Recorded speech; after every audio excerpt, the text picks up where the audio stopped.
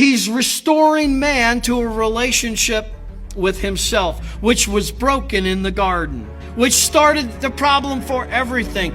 The reason why we die physically, the reason why there's cancer in the world, the reason why there's sickness in the world, it's because of sin that happened way back in Genesis chapter 1, and we've done a pretty good job carrying it on ever since. And that's why there could not have been a relationship with God. And imagine, here's God the Creator, who not only created man, but created only man and woman in His image.